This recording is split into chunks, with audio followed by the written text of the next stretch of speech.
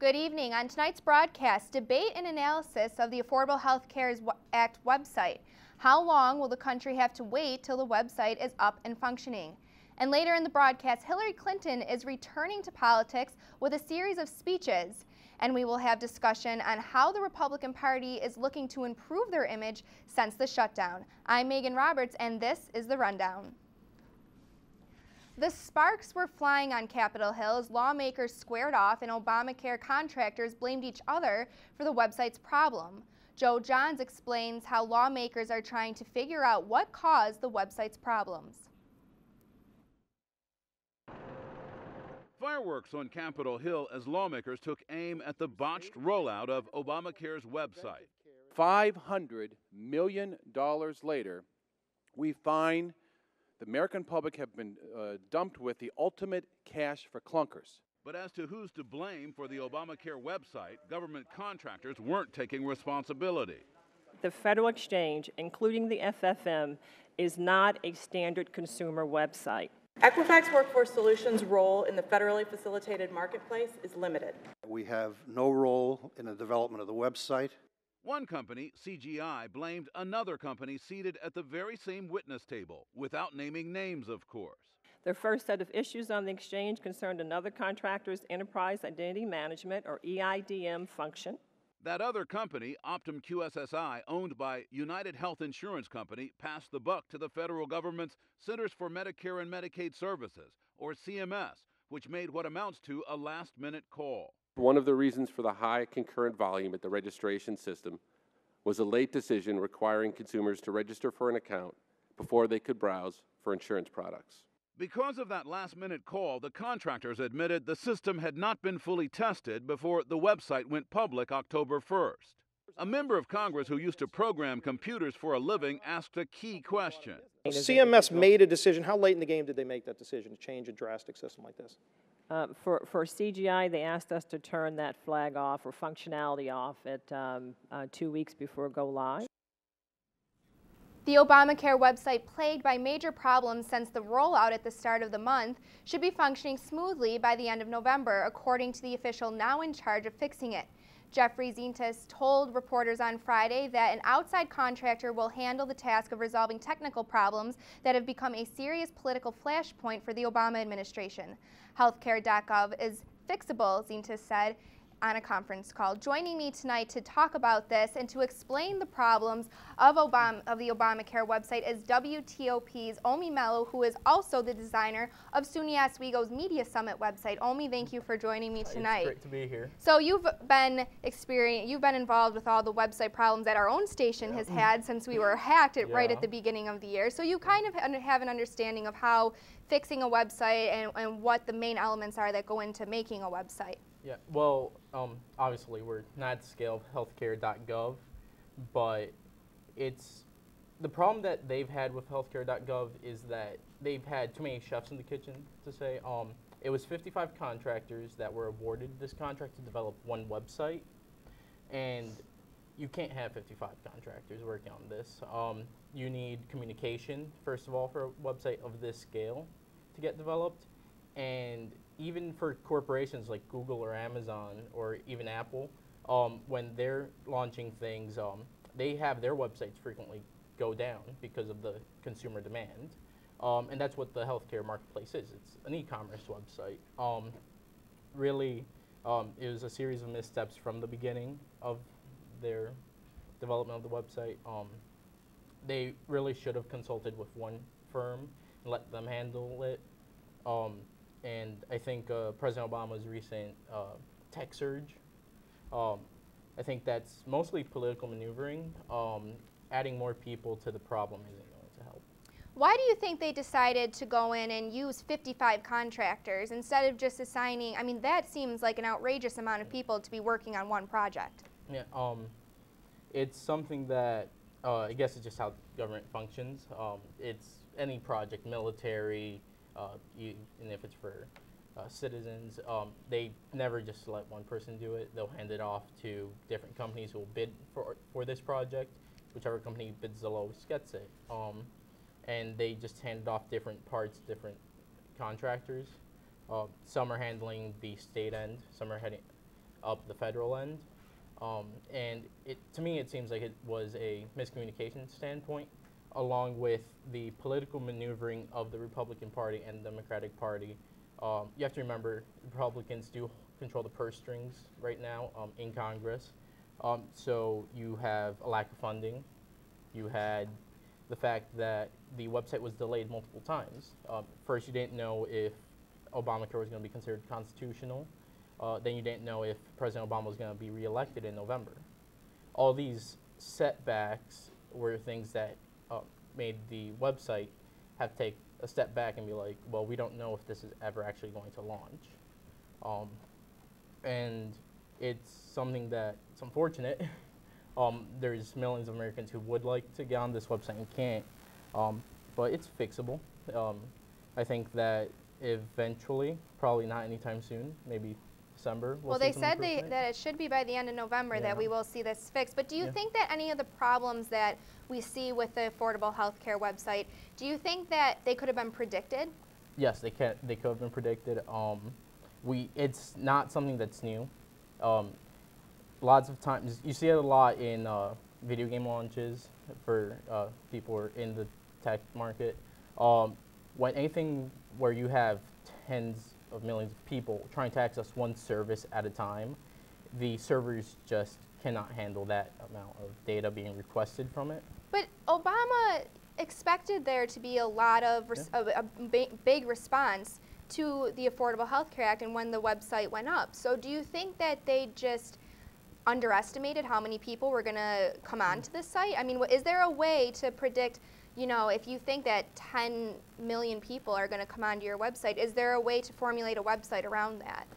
You can, but again, what the contractors have said is that the government rushed the project. They had a October 1st deadline to launch, or October 7th? October 1st, yep. October 1st, yeah. And they had to launch by that day. Most projects of this scale are launched slowly, where one part of the website will go up, and then another part will go up until the full project is complete. This was you have this deadline, everything has to be ready to go by that day. It wasn't tested very well from what the contractors have said. Again, because of the deadline, they really started working on this January after Obama was reinaugurated. That was when they kind of had to go ahead, start working on this completely, and there just isn't enough time. So you think just it should have been launched in a step-by-step? Yes. Okay. Well, Omi is going to join me again right after the break, and we will have discussion on how the problems with the website are going to hurt the program itself. Stay with us. You're watching The Rundown.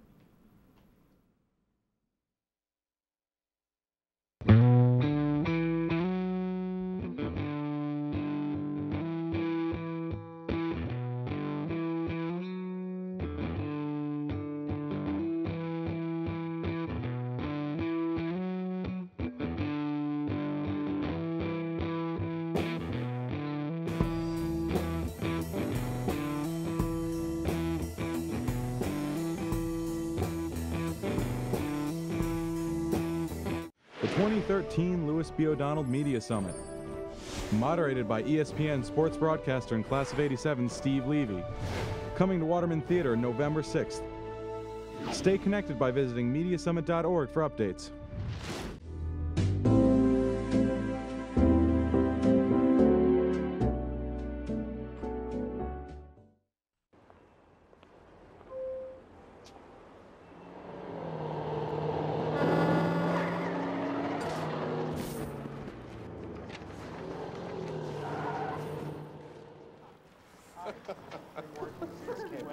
This can't be happening. Of course it's not happening. Staiano. S-T-A-I-A-N-O. Make your own coffee. Save $1,000 a year. Feed me. Feed the pig. Attention students and faculty. Avery Rental Properties is now renting for the next school year. Avery accommodates all group sizes, small or large.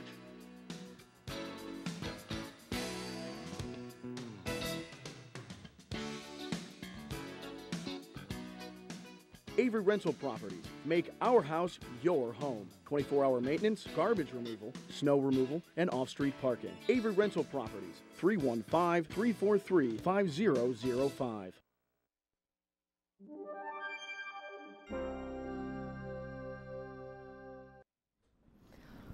Welcome back to the Rundown. I'm Megan Roberts. Tempers flared on Capitol Hill and lawmakers exchanged angry barbs as Congress convened hearings into the trouble-plagued government healthcare website Thursday. Meanwhile, Andrew Spencer reports that the woman at the center of the firestorm heads west on a tour of healthcare registration call centers. Department of Health and Human Services Secretary Kathleen Sebelius is under serious fire for the ongoing problems with the government's new healthcare enrollment website. So she's on a tour now designed to showcase efforts aimed at fixing the problems. It's better today than it was on October 1st, but it's a long way from perfect, and we are determined to have it be perfect. Sebelius insisting in Phoenix, Arizona Thursday that thousands of people have successfully enrolled in Obamacare, but she's still pushing back against calls for her resignation. The majority of people calling for me to resign, I would say, are people who I don't work for and who do not want this program to work in the first place. My role is to get the program up and running, and we will do just that. Sebelius heads to Texas today with stops in Austin and San Antonio. Meantime, the House Energy and Commerce Committee resumes hearings into the troubled Obamacare website next week. On the first day of hearings Thursday, tensions boiled over, with exchanges like this between New Jersey Congressman Frank Pallone and Texas Republican Joe Barton. Will the gentleman yield? No, I will not yield to this monkey court or whatever this thing is. This is not a monkey court. We were promised a website where people could easily compare plans and costs. $500 million later, we find the American public have been dumped with the ultimate cash for clunkers. The private contractors who built the troubled healthcare.gov website blamed the government for all the problems in more than 4 hours of testimony on Thursday. I'm Andrew Spencer reporting. I believe the answer is on. Health and Human Services Secretary Kathleen Sebelius is on the road promoting Obamacare. Sebelius spent the day in Texas visiting call centers for the new online health insurance marketplace set up by the healthcare law. The GOP has slammed the Obama administration for problems with the rollout of the new Obamacare website, but Sebelius suggested anyone with concerns should try it for themselves. Take a listen to what she had to say. What specifically should we encourage young people to do? Sign up, check it out. I would say step one is don't believe what you've heard. Just check it out. Look at the prices, look at the plans, have a conversation with somebody you like. And frankly, what I know, not just because I am one of those people, a mother of 30-somethings, but we know that mothers have very good influence over their children. And so I'm hoping that parents who have an opportunity to talk to your young adults who may be uninsured, have a conversation about how important this might be and what an opportunity this might be. So not only check it out for yourself, but for your adult children. Sebelius is scheduled to testify next week at a congressional hearing on the problems with the Obamacare website. The official now in charge of fixing the site says everything should be functioning smoothly by the end of next month. Joining me tonight to talk about this is once again Omi Mello, who is the designer of the SUNY Oswego's Media Summit website, as well as Nicholas Diano, who is a member of College Republicans here on campus. Thank you for joining me tonight. Thanks for having us, Megan. So do you think that Congress and the President reacted quick enough and correctly in response to all the problems that have been going on with the website? Nick, I'll start I don't with you. think so. I mean, if you saw the President's speech in the Rose Garden a couple weeks ago, his speech was essentially the same as it would have been if it had been like a massive success. He talked about how, this is the right path for America and stuff like that, and it just doesn't seem like that's the case. They spent a lot of money and a lot of time on this, and the results haven't been there. It's been an abject failure. Omi, what do you think? I have to agree. It has been a failure, but I wouldn't necessarily blame the government for that failure. Like I mentioned earlier, projects of this scale are known to fail. Very rarely do they go to plan, and even if, for hypothetically, Republicans and Democrats had come together for this legislature, the website probably still wouldn't have functioned. Very rarely do they fail as badly as this does, though.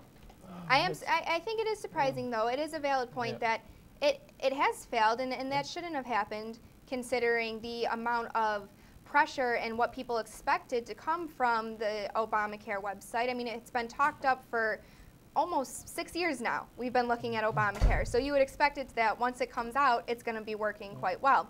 However, it is just a website. Do you think that the website is reflective of the program itself? It seems like it. I mean, there's all these cases of people that call up the hotline because they don't want to go through the website, and the hotline says, oh, you got to go into the website, and then they go into the website, and the website redirects them back to the hotline. And then there's already millions of people that have lost their private health insurance now because that health insurance is not going to comply with this law. So as of right now, it seems like more people have lost health coverage as people that have gained health coverage during this. It gets this the wrong step. And then if you look at prices too, I mean, we should really be calling this the Unaffordable Care Act. Prices have been skyrocketing. Not a single study has shown that this is actually going to become a law that's actually going to make healthcare costs decrease. It seems like it's doing the complete opposite. Well, one concern that has been raised over the Obamacare website and how it has been malfunctioning is security issues and whether people's information that they are putting on the site is safe. Take a listen to what some Republicans had to say about that. They do not have an overarching, solid cybersecurity plan to prevent the loss of private information. I'm even more concerned today than I was even last week. I know that they've called in another private entity to try to help with the security of it. The problem is they may have to redesign the entire system. The way the system is designed, it is not secure. So you heard that they feel that the website is not going to be able to protect information. Omi, being somebody who has worked with websites and has dealt with security issues, which is what our website is currently dealing with, do you think that, if anything, what the Obamacare website did right is to make sure that information was protected? I think it should be their #1 priority, considering you're dealing with millions of Americans' information. But at the same time, I think it's silly to assume that the website's going to be secure at all. Hackers don't function that, oh, this website's secure, we're not going to hack it. They find these vulnerabilities, they look for them. No website's 100% secure. It's why there's always patches. Your computers have to update every week. So I think they can try their best. There are secure methods like HTTPS. Sebelius has said that the information doesn't save to the website. Yes. That when they put in the information, it doesn't save there. So do you think that gives them some ground to stand on? Nick, do you think that? I mean, I wouldn't take her word for anything at this point. She was in charge of this project. She completely failed. If she worked for a private company, she would have resigned by now. I don't know why the president or someone else hasn't asked for her resignation yet, honestly. Omi, do you think that? I believe that the data doesn't actually save on the website. Even a website like ours at WTOP 10, it's a small-scale website, but all that data, the way that transmits from the user to the server, you type it in, the computer turns it into a mix of variables, an equation pretty much, and then that's what gets sent over to the server. Would you suggest, though, that people stay away from the healthcare website until the end of November when they say it's going to be fixed? Yeah, I'd wait it out. Like I'd mentioned earlier, it's not a website that got thoroughly beta tested. It was kind of rushed to market, and there's bound to be bugs. Anything of this nature, when you have millions of users accessing it, there's things that you cannot anticipate at the development stage, and unless you really want to get your health care, I'd wait a bit. But for right now, wait a bit. Would you agree with that? Yeah, absolutely. Okay. I mean, there's all these people that are about to start paying fines, and yet they can't even get the health care. All right, well, Nick is going to join me again towards the end of the broadcast to talk about the Republicans' image since the government shutdown. Stay with us. You're watching The Rundown. Shocking. Drives it road all the time. Just had a few drinks. Just can't be happening. Are we clear? Clear. We're just buzzed. Just buzzed. You didn't tell us that, sir. You're right. This isn't happening. He'll be fine. Yeah, I feel good. Really? No, not really. Buzz driving. Maybe we should stop acting like it's no big deal. Shocking. The 2013 Lewis B. O'Donnell Media Summit. Moderated by ESPN sports broadcaster and class of '87 Steve Levy. Coming to Waterman Theater November 6th. Stay connected by visiting MediaSummit.org for updates.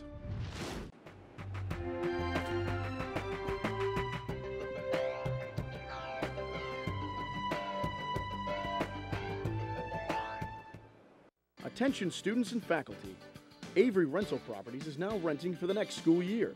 Avery accommodates all group sizes, small or large.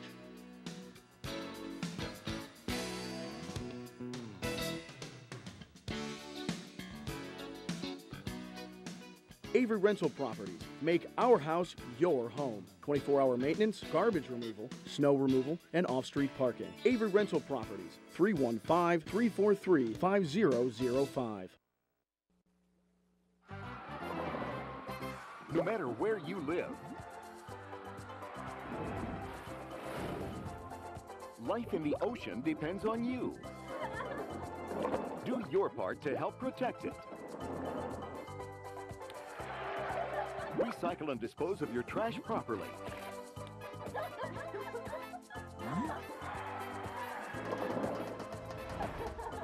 To learn what you can do, go to keepoceansclean.org.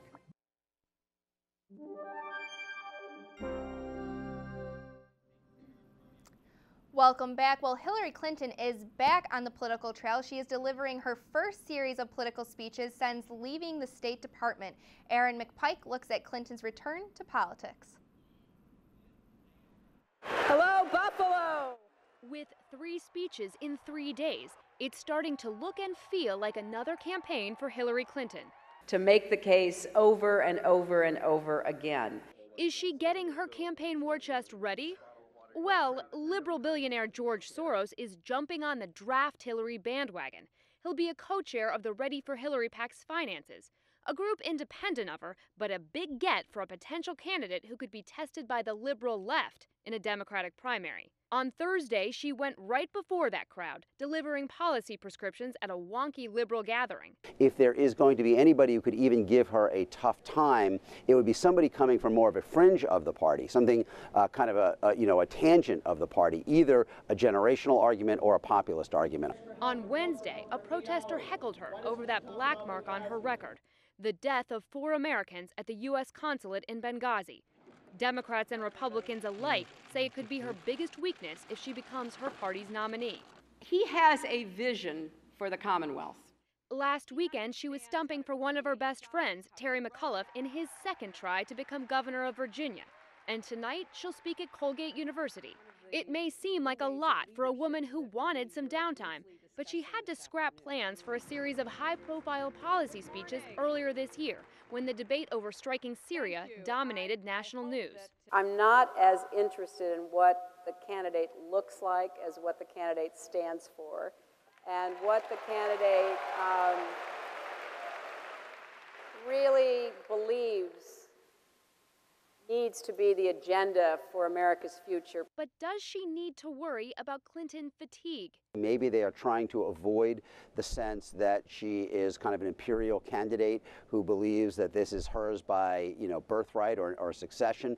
But she has, I think, engaged more politically than most people expected this year. Aaron McPike, CNN, Washington. Okay, we are going to take a quick break, but when we come back, Nicholas Diano will join me again to talk about the GOP's image since the government shutdown.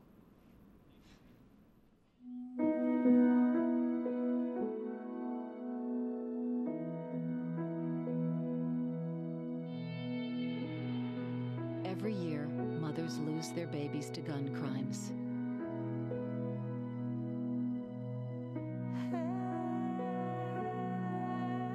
You'll always be your mother's baby. So before you commit a gun crime, think about who you'll leave behind. Gun crimes hit home. Hi, I'm CNN's Rob Marciano, and you're watching WTOP 10, your television station. I took a trip to Elkhart, Indiana today. Elkhart's a place that has lost jobs faster than anywhere else in America. The people who've lost them have no idea what to do or who to turn to. In fact, local TV stations have started running public service announcements that tell people where to find food banks, even as the food banks don't have enough to meet the demand.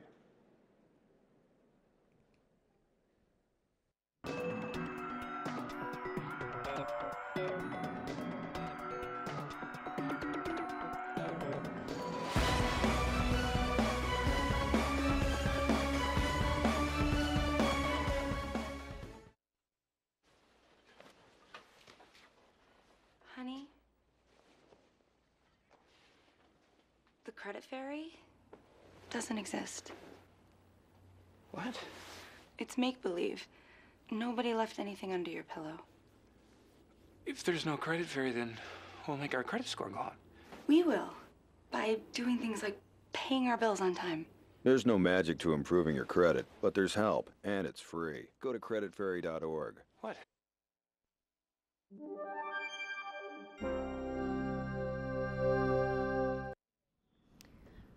Welcome back. GOP approval ratings have sunk to record lows.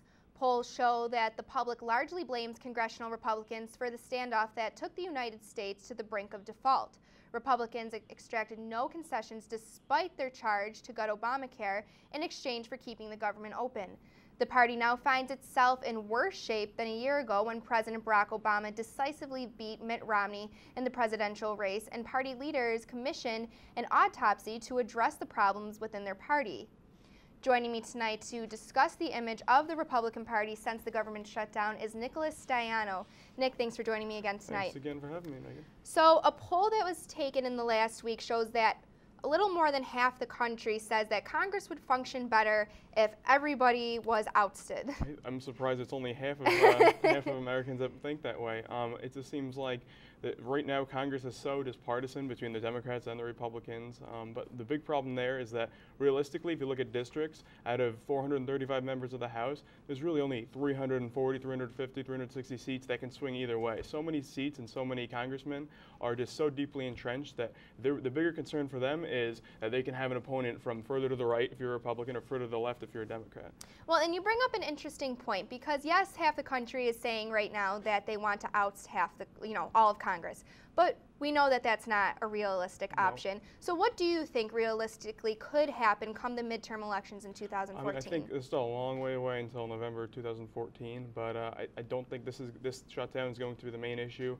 We just talked about Obamacare. I think that's going to be a big focus of it. And also, coming up, they just delayed having to make decisions about funding the government and debt ceilings until early 2014. So we're going to see this whole thing again with a government shutdown and a debt ceiling in January or February. What do you think they have to do to regain the trust of the public, to regain the respect of the public, and to get their poll numbers to come back up? Congress in general, or the Republicans? I would say the Republican Party, and then we could look at Congress in general. Oh, I think the Republicans need to try and get for something they can win. In this last one, they tried to completely defund Obamacare. Unfortunately, when you control half of Congress, that's not going to happen. There's no way the Senate was going to pass it, and even if the Senate did pass it, there was no way the president was going to sign it. So they should try and look at. They've done a really good job, I think, in the last 3 years of holding the line on spending. I think the last 2 years, the government has been spending less money than we have in the past. I think most Americans believe that our government's too big. We need to not spend as much money, and most Americans really don't want to see their taxes go up too. So I think if the Republicans can keep that message of we're going to keep taxes where they are, and or maybe we're going to look for some tax reform, and we're also going to keep the level of government where it is, or even look at shrinking it. And one area that they're really going to have to focus on in the next year is this civil war that we're seeing in the Republican Party between the Tea Party and Republicans who have been in the Senate and in the House for years. What do you think about that? Yeah, there's all these different factions. You have kind of your Ted Cruz faction, your Rand Paul faction. You have your establishment guys like Speaker Boehner and Mitch McConnell. John McCain. Yep, John McCain. So there's all these different factions going on, and if you look at the Republican Party in the 80s under Reagan, it was like the party of the Big Ten, where everyone had a place there. And frankly, it's great that we can have a party where there is dissent and where people can, have different opinions. One of the scariest things to me about the Democratic Party is that it seems like you're either a rank and file Democrat or you're not a Democrat. It seems like they all believe a lot of the same things. I think it's great the Republican Party can have different beliefs under them, But there needs to be some kind of leadership where people say, you know, I might not agree with Mitch McConnell 100% of the time, but I agree with him 80% of the time, so I'm not going to try and get a Tea Party opponent to run against him and potentially lose a Senate seat. Sure, well, it's going to be very interesting come 2014 to see what the Republican Party will do when it comes to the polls. Absolutely. I want to thank Nick for joining me tonight, and that is going to do it for us tonight. On behalf of everyone from WTOP, thank you for joining me. I'm Megan Roberts. Have a good night.